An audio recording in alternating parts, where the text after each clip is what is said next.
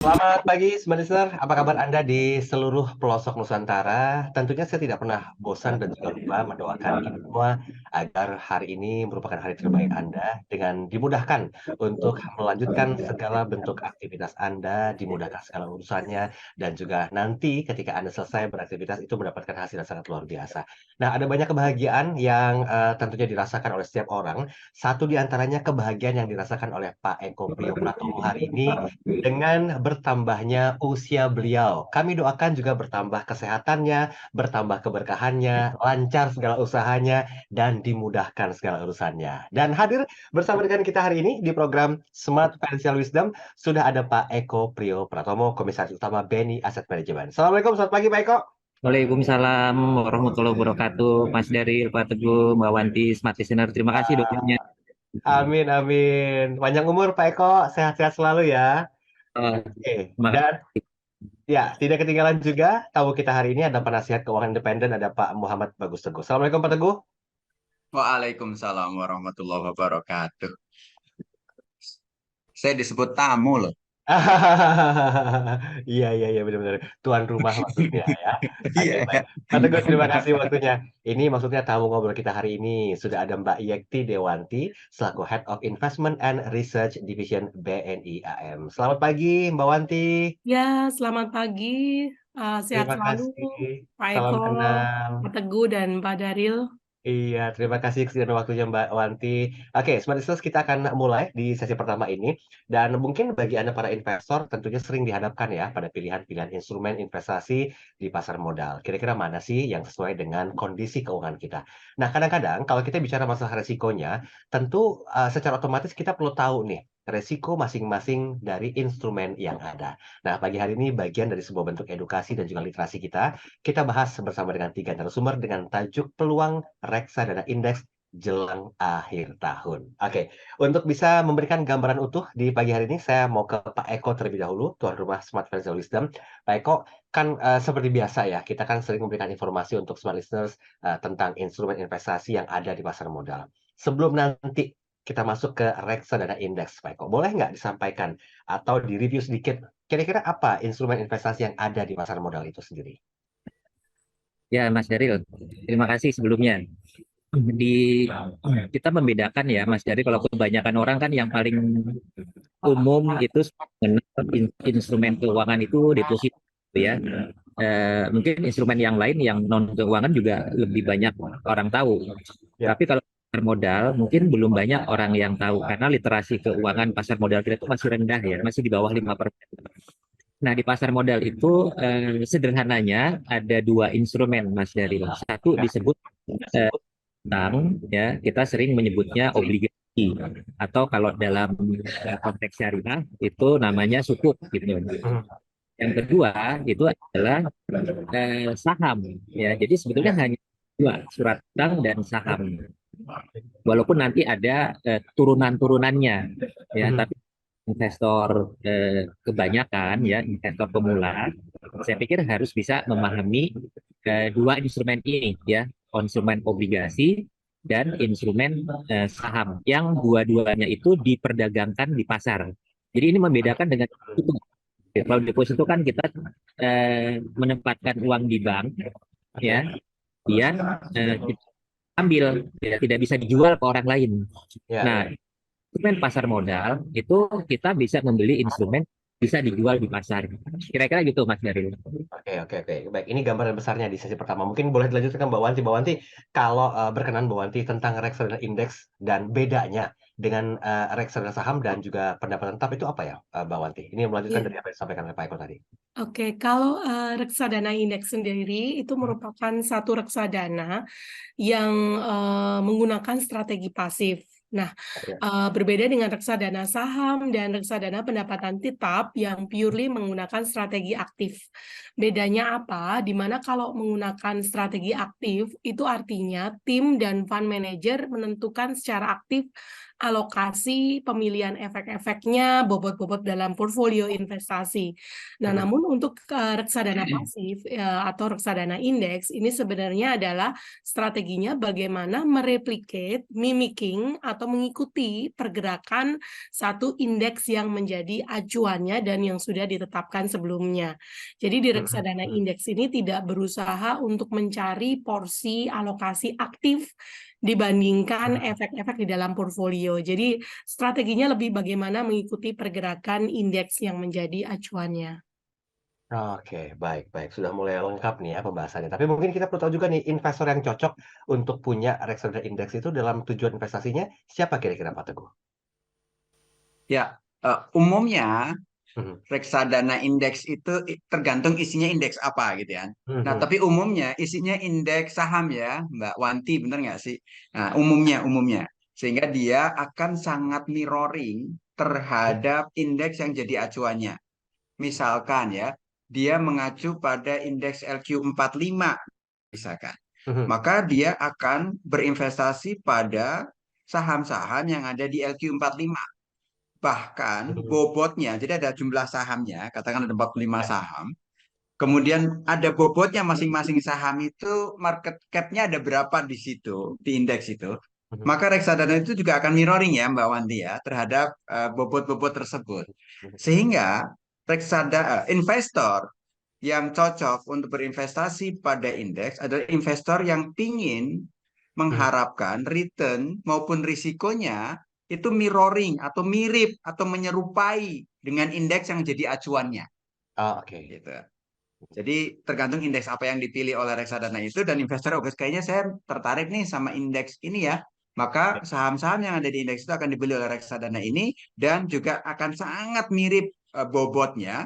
Maka tadi Mbak Wanti mengatakan bahwa ini strateginya adalah strategi pasif ya. mhm. Karena si manajer investasi akan mengikuti banget benchmarknya indeks tersebut.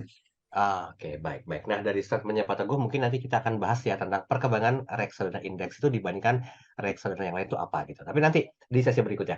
Oke, seperti biasa kami undang Anda untuk berinteraksi silakan di 0812 11 12 959. Jangan lupa cantumkan nama Anda dan juga pertanyaan Anda. Dan kami selain live audio visual di kanal YouTube, tentunya Anda bisa dengarkan kami di stream web di Jux Musik dan juga di video.com. Berkenan untuk like dan juga subscribe bagi Anda yang menyaksikan kami di kanal YouTube Smart FM.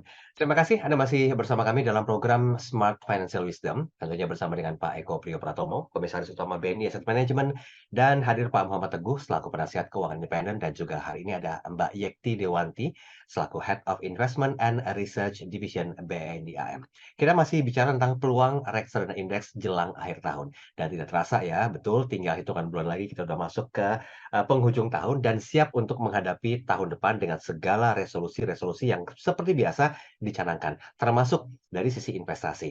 Nah, tadi Pak Teguh sudah menyampaikan bahwa ada ciri investor yang cocok untuk memiliki reksadana indeks dalam memenuhi tujuan investasinya. Tapi mungkin boleh dilengkapi Pak Eko, kalau kita melihat tentang statement yang disampaikan oleh Pak Teguh tadi, sebetulnya perkembangan reksadana indeks itu dibanding reksadana yang lainnya di Indonesia seperti apa Pak Eko?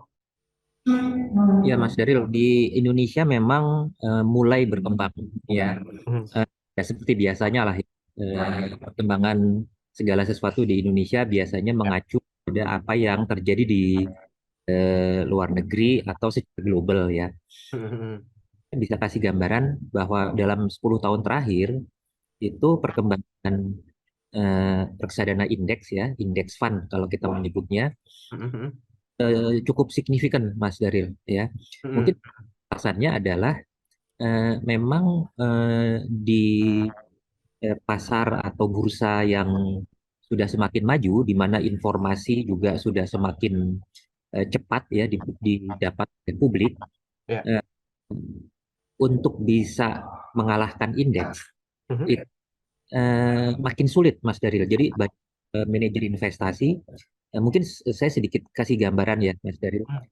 Kinerja manajer investasi itu umumnya mhm. itu dievaluasi berdasarkan suatu indeks tertentu, Mas Daril. Makanya Ah, di sana itu banyak banyak berbagai macam indeks karena mhm, itu dijadikan acuan oleh investor mhm, untuk bagaimana pengembangan manajer investasi terhadap indeks yang kita sebut sebagai tolok ukur. Ya, jadi benchmarknya ya. Mhm. reksadana kita 1 tahun itu menghasilkan katakanlah 15%, Mhm. ya. Apakah 15% ini bagus atau buruk, ya? Mhm. Nah, untuk bisa bagus atau buruk selalu ada indeks yang digunakan sebagai tolok ukur. Jadi misalnya kalau di Indonesia ada indeks harga saham gabungan atau indeks LQ45, Oke. ya. Nah, itu kalau misalnya ada reksadana saham kemudian menghasilkan 5%, ternyata kemudian kita bandingkan dengan misalnya LQ45 yang Mhm. kinerjanya adalah 20%. Dan artinya kita lebih bagus dibandingkan dengan kinerja manajer investasi yang mengelola suatu reksadana yang tadi Mbak Wati bilang disebut Ya. reksadana aktif gitu ya. Heeh, heeh. Di luar negeri itu makin sulit manajer investasi untuk bisa mengalahkan indeks sehingga kecenderungannya justru mulai menempatkan investasinya sebagian atau malah switch gitu ya kepada reksadana indeks gitu. Nah, Heeh. di Indonesia mulai berkembang nih di BNI Aset Management juga mulai terlihat sekali ya perkembangan yang signifikan, orang mulai beralih berinvestasi di dana Mhm. indeks. Kira-kira gitu Mas Budi. Oke, tapi, Pak Eko ini berpengaruh terhadap suku bunga nggak kira-kira? Sebelum nanti kita minta penjelasan dari Mbak Wanti nih.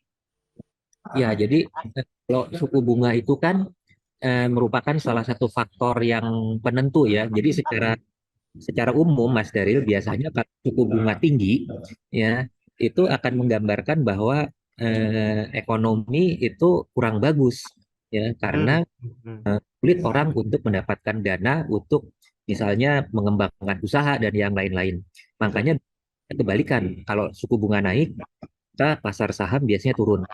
Tapi Oke. sebaliknya kalau bunga rendah, maka pasar saham itu yang akan naik. Nah, dalam jangka panjang biasanya kan kita lebih banyak kondisi yang bagus dibandingkan krisis ya, Mas Daril ya. Betul betul. Kalau kita lihat negara-negara yang sudah maju itu tingkat suku bunganya kan rendah banget, Mas Daril Ah, ya, iya iya. 1% gitu. Nah, kita harapkan Indonesia juga makin maju, ekonominya makin maju, maka tingkat suku bunganya makin rendah. Gitu. Oke, amin. Nih, kita klarifikasi nih ke Mbak Wanti. Kan, dulu Mbak Wanti kita pernah bahas ya, walaupun, dengan bahasan yang berbeda. Ternyata, apa, ke depan itu tren suku bunga itu diperkirakan akan turun gitu loh. Nah, boleh disampaikan nggak kira-kira dengan peluang reksadana indeks yang terkait dengan ekspektasi suku bunga itu? Nah, bagaimana? Apakah prospeknya juga cukup menjanjikan seperti yang disampaikan Pak Eko tadi, atau mungkin ada hal yang perlu dipertimbangkan, Mbak Wanti? Iya. Pada waktu bunga diharapkan atau kita melihat ekspektasi bunga akan turun ke depannya, karena dari sisi kondisi inflasi itu sudah relatif moderating dan kenaikan suku bunga itu kan sudah terlihat sudah mulai mencapai level peak ya. Dan Hmm. ketika suku bunga diharapkan turun di dalam beberapa bulan mendatang, tentunya itu akan memberikan euforia, sentimen yang sangat positif Mhm. buat di pasar modal. Jadi sesuai yang disampaikan Pak Eko tadi, itu euforianya positif. Nah, on fundamental bisnisnya tuh bagaimana? Karena ketika suku bunga itu diharapkan turun, tentunya cost of fund Mhm. emiten-emiten yang ada di dalam pasar modal itu juga mengalami penurunan. Artinya mereka memiliki dana lebih untuk bisa dialokasikan pengembangan bisnisnya, entah itu untuk modal kerja atau untuk berinvestasi, sehingga tentunya bisa menciptakan satu potensi sales growth baru ke depannya. Nah, Mhm. selain itu kalau dilihat dengan suku bunga yang turun dari data historis, itu Mhm. kelihatan akan menyokong atau mendorong kenaikan belanja retail, Mhm. properti maupun juga dari sisi penjualan motor dan mobil. Jadi dengan suku bunga turun pun, selain aspek pelaku bisnis, Mhm. dari sisi consumer itu juga memiliki tingkat keyakinan yang lebih untuk meningkatkan spending atau belanjanya gitu. Nah, ini kelihatan secara historis,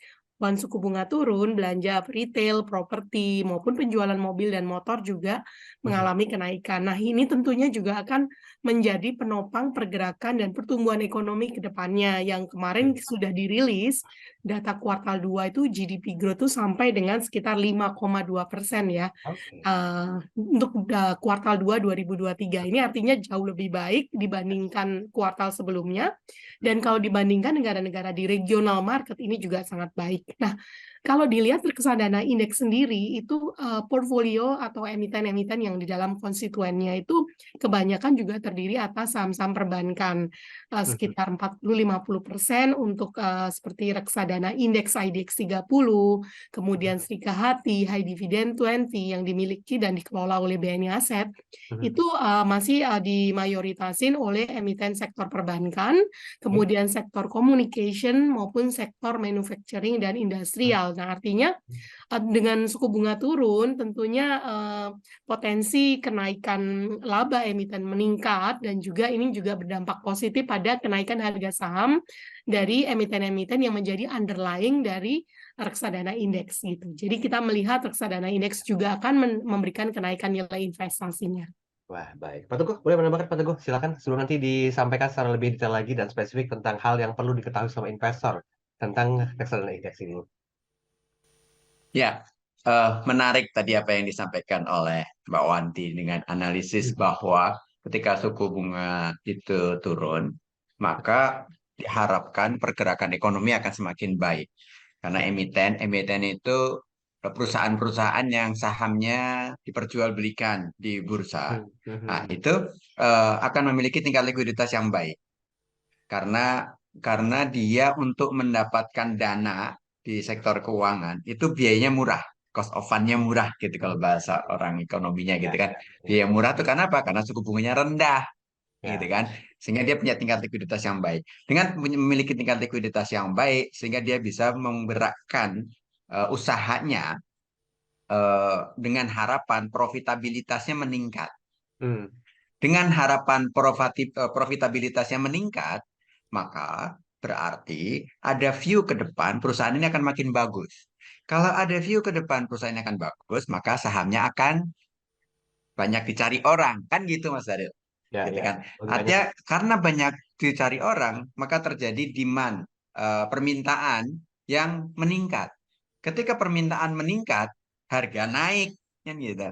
Ketika kita memiliki banyak saham yang ada dalam suatu indeks yang bagus, misalkan ya QI45, IDX 30, misalkan tadi Mbak Wanti ya nyebutinnya, nah atau Srikahati gitu, maka kita akan lihat bahwa kalau itu pada rata-rata naik, maka investasi kita di reksadana indeks memiliki probabilitas untuk naik.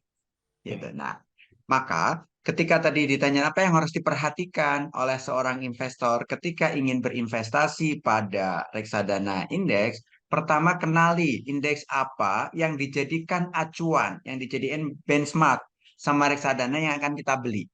BNI Asset sendiri mungkin nggak cuma satu punyanya, ya nggak? Saya nggak tahu tuh punyanya berapa kan. Nanti kita Nah, singgung mungkin ya. ada beberapa, Mas. Ya. Kenapa Mas? Nanti kita singgung ya, berapa Ya, banyak kita kira-kira singgung boleh. instrumennya. Ada berapa banyak? Nah, kita harus tahu indeks yang dijadiin acuan indeks apa. Oke. Habis itu baca, kenali indeks itu kayak gimana karakternya, isinya tuh kayak gimana, universe-nya tuh apa, dikelompokkan dalam satu indeks tuh punya uniqueness apa gitu ya, kriterianya apa. Sehingga lalu kenalin saham-saham yang di dalamnya apa, secara sekilas aja nggak terlalu dalam. Oke, kalau gitu Anda tahu.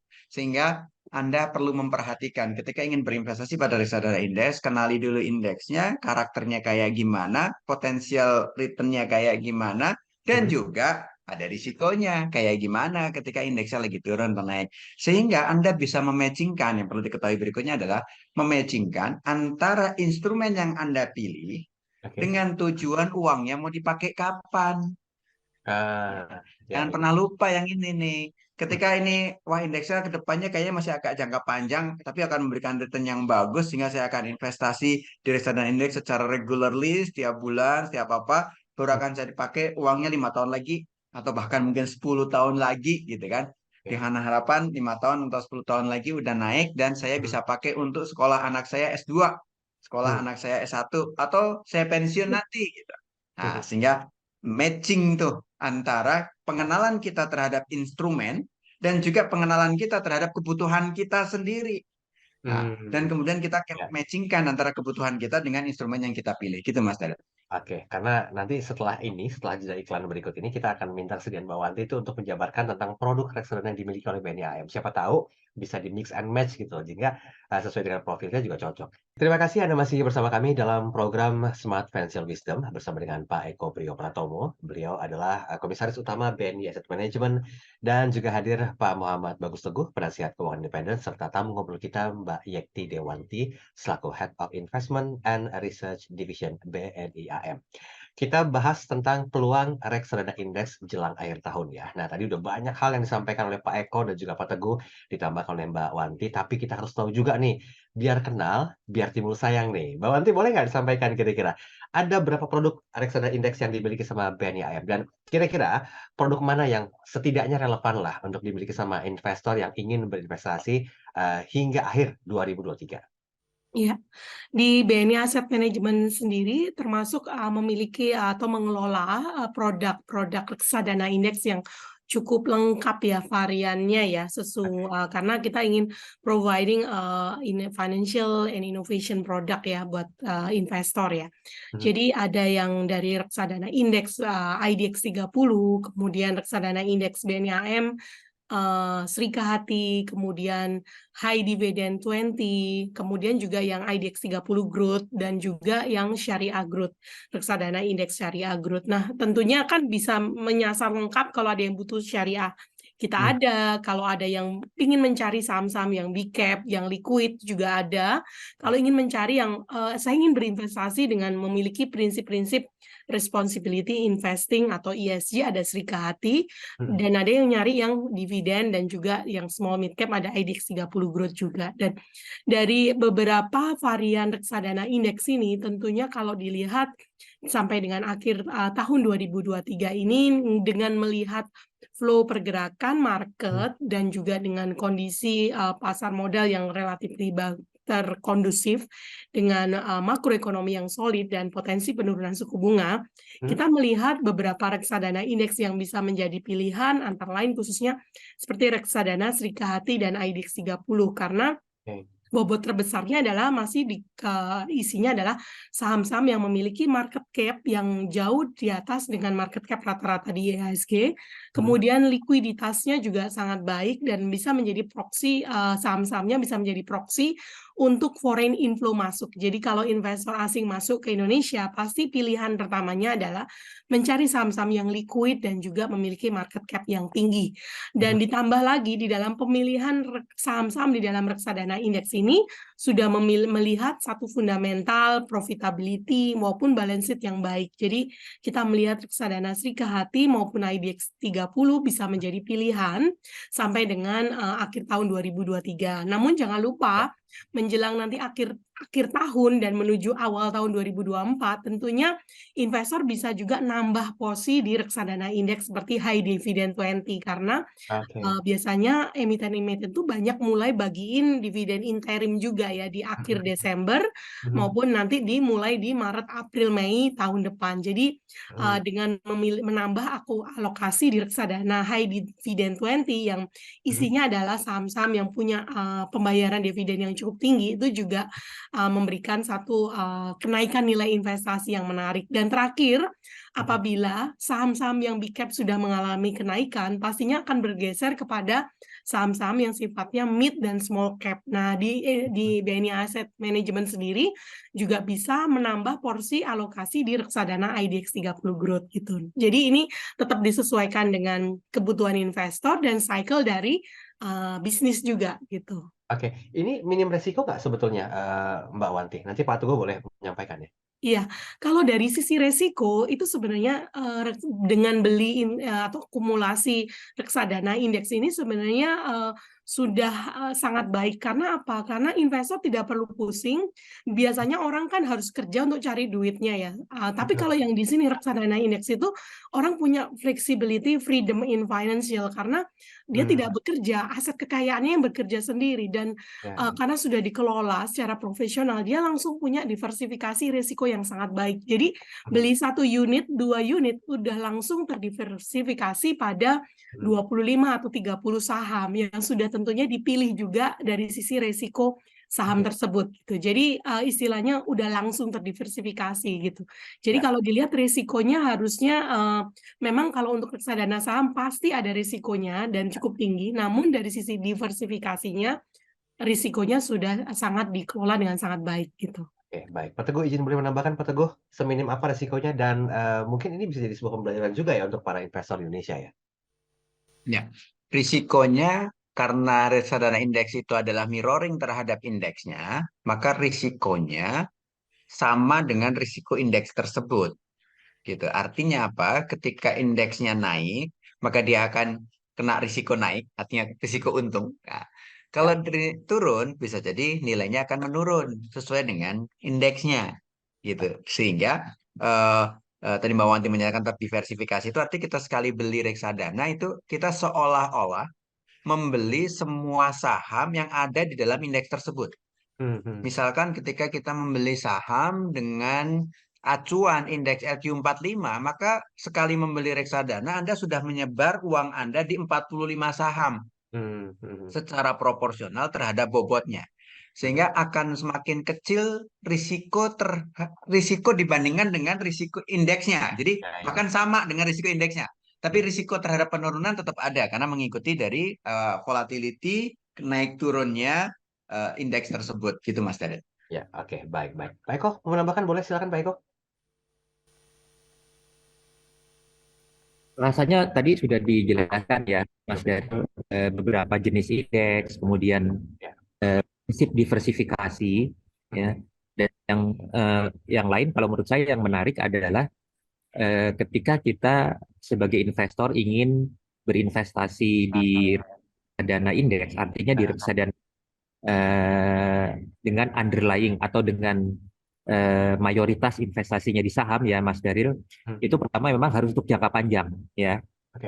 bukan untuk jangka pendek. Menurut saya mungkin di atas 5 tahun, di atas 10 tahun itu lebih baik ya. Contohnya apa yang tujuan investasi yang sepanjang itu?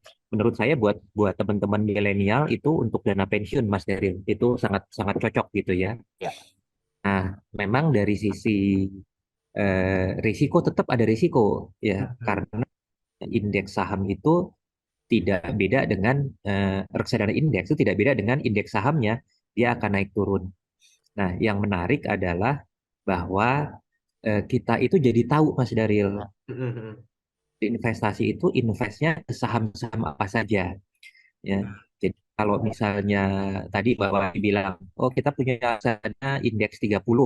Nah, investor itu harus tahu indeks 30 itu isinya apa saja. Tadi Pak Teguh sudah sampaikan.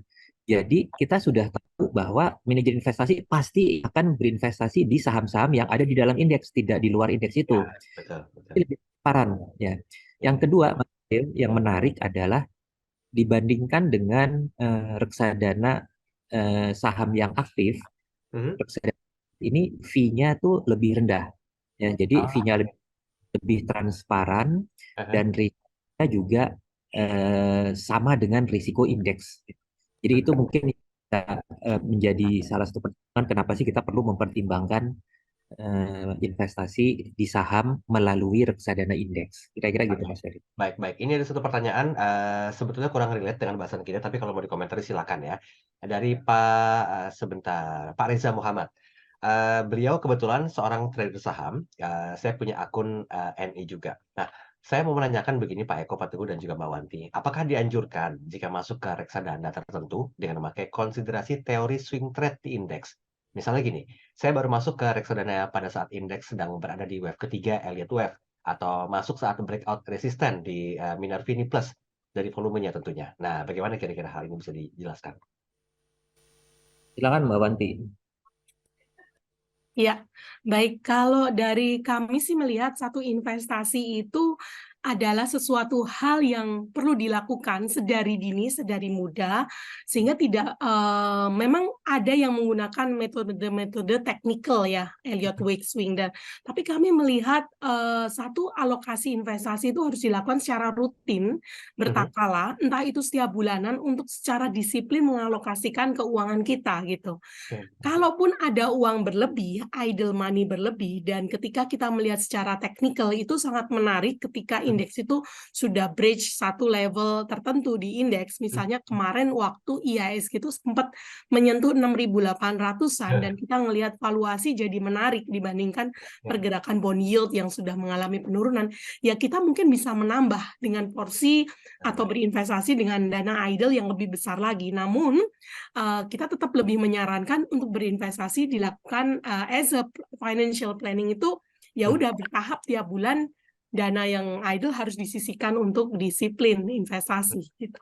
Oke, baik. Kita perlu break sebentar ya. Saya mau ucapin selamat pagi untuk Pak Alekandaro dari Kalimantan Barat, Pontianak ikut nyimak. Terima kasih, Pak. Oke, masih ada satu sesi terakhir yang akan kita bahas kepada Anda.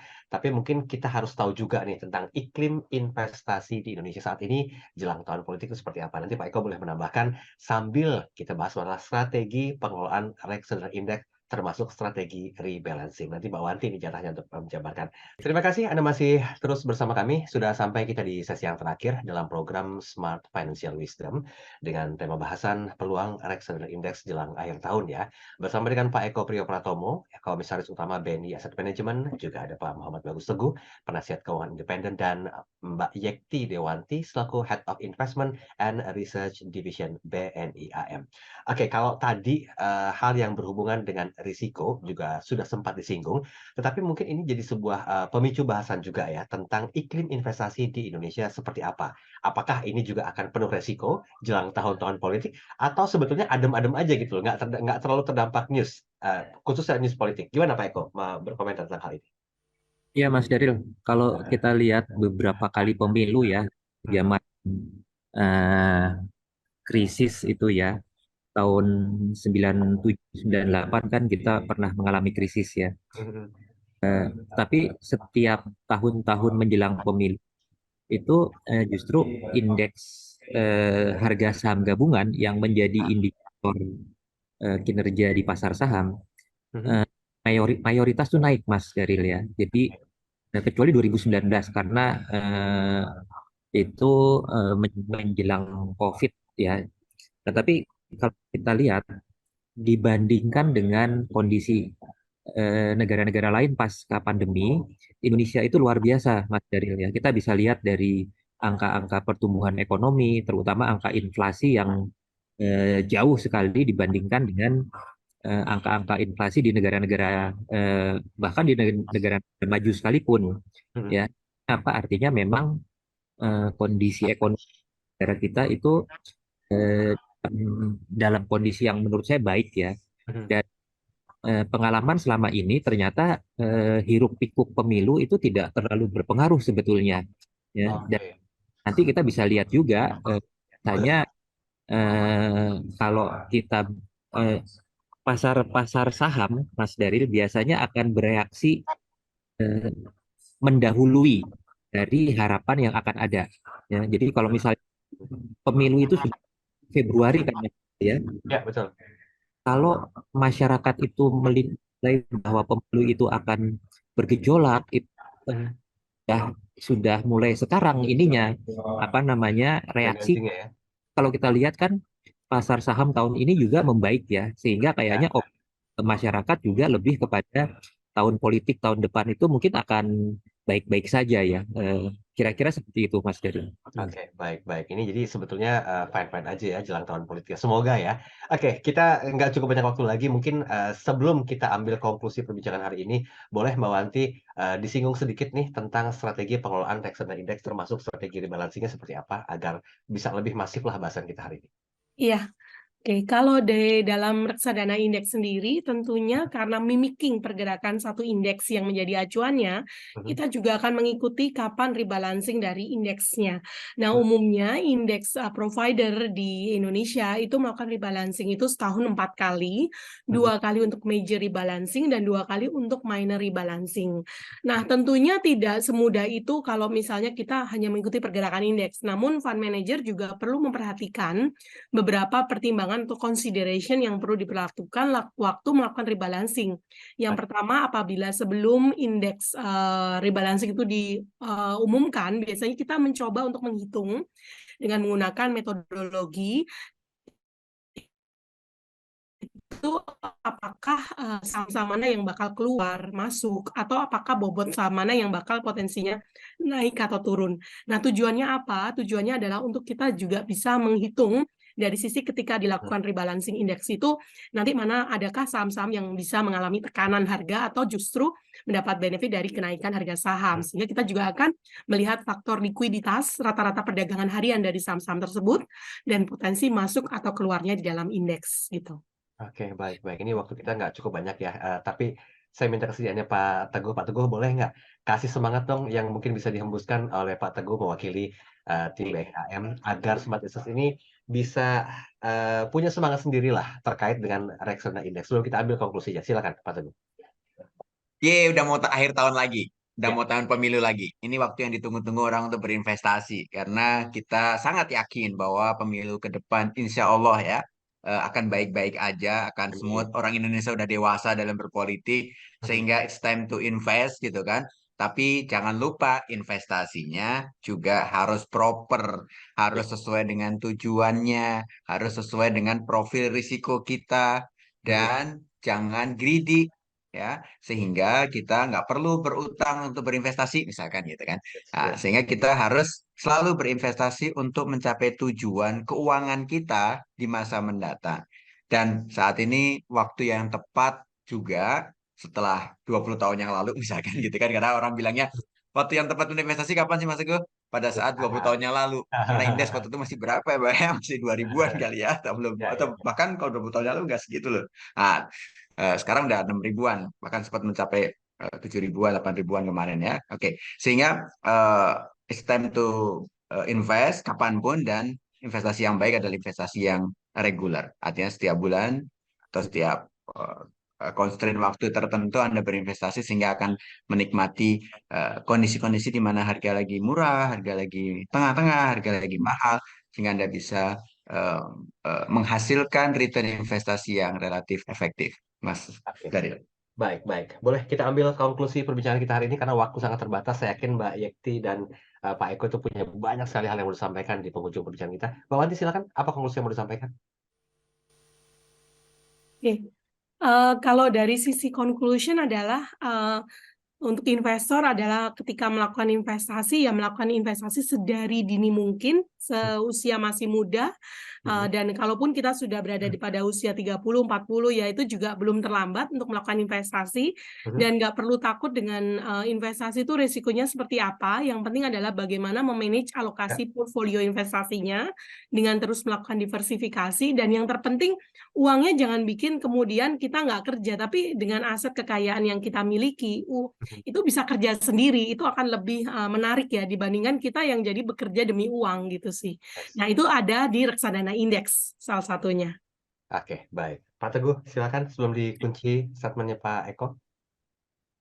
Daripada pusing-pusing untuk memilih indeks saham-saham yang bagus, salah satu cara untuk terutama investor pemula yang nggak punya waktu banyak untuk menganalisis risiko, maka Anda tinggal melihat indeks apa yang memiliki karakter yang cocok dengan Anda, indeks apa yang memiliki potensial baik di Indonesia, karena indeks itu mengkelompokkan perusahaan-perusahaan yang sahamnya dijual di Bursa Efek Indonesia itu ke dalam kelompok-kelompok yang kita bisa pilih. Nah, kalau kita suka atau kita lihat wah ini bakalan oke, atau bahkan bahkan sebaran yang sangat luas gitu ya.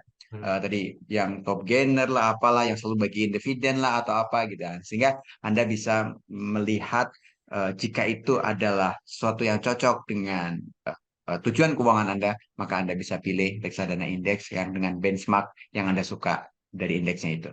Oke, baik. Pak Eko, silakan. Ya, dari saya Mas Daril, reksadana indeks kalau kita bicara saham, maka ini adalah investasi jangka panjang. Mhm, Ya, jadi saya mungkin lebih spesifik sangat menyarankan teman-teman yang masih muda nih Mas Daril, mhm. siapkan dana pensiun karena kebutuhan pensiun luar biasa besar dan ini bisa di dengan cara melakukan investasi berkala, menyisih dari sebagian penghasilan kita. Ya, saran saya minimum tuh 20% sebetulnya, Mas Daril. Lebih besar lebih bagus. Nah, tadi kan ada pertanyaan, boleh nggak kan lakukan investasi di saham dengan market gitu ya? Dan nggak apa-apa, dibagi dua aja Mas Daril. Yang satu investasi, yang satu kalau kita punya uang lebih ya, uang dingin, ya kita bisa investasi sendiri sesuai dengan apa yang kita inginkan ya. Apa itu sifatnya trading, jangka pendek, nggak apa-apa. Nanti bisa dalam perjalanan bisa dibandingkan antara yang pasif melalui indeks dan berkala dengan yang kita kelola sendiri. Jadi ada dua portofolio ya sekarang. Mungkin itu kira-kira Mas dari reksadana indeks ini bisa digunakan untuk cara mencapai tujuan investasi. Khususnya menurut saya adalah untuk dana pensiun. Itu Mas Oke, dari. baik. Mbak Wanti, izin Mbak, sebentar saja. Boleh disampaikan produk reksadana yang dimiliki sama BNI AM biar menjadi sebuah pilihan alternatif untuk para smart listeners? Iya, untuk reksadana indeks yang dikelola oleh BNI Asset Management, ada reksadana BNI Asset IDX 30, kemudian ada reksadana BNI Asset Sri Kahati, Mhm, reksadana BNI Asset untuk High Dividend 20, mhm, kemudian ada reksadana BNI Asset Index IDX 30 Growth yang mhm. berbasis arah pergerakan saham-saham yang punya potensi pertumbuhan yang tinggi. Dan terakhir ada reksadana indeks untuk Syariah Growth. Oke, baiklah. Itu 5 produk reksadana indeks yang Ya, disampaikan oleh Mbak Wanti dan semoga memberikan sebuah pencerahan tersendiri kepada Anda para investor yang ingin terus berfokus kepada reksadana indeks. Mbak Yekti Dewanti, terima kasih kesediaan waktunya pagi hari ini. Pak Eko, terima kasih Pak Eko. Selamat ulang tahun sekali lagi ya. Kita tunggu traktirannya ya Pak Eko ya. Asik. Doa buat semoga. Thank you Pak Teguh, salam untuk semua rekan-rekan. Dan inilah akhir perbincangan kita hari ini. Bagi Anda Smart Listeners yang ingin menyaksikan cuplikan acara hari ini, silakan Anda bisa follow Instagram di @BNI Asset Management. Dan jangan lupa kita masih punya banyak tema-tema menarik yang akan kami hadirkan di setiap hari Rabu pagi, jam 7 sampai dengan jam 8 waktu Indonesia Barat. Saya Darul Adam, Saya Eko Pratomo.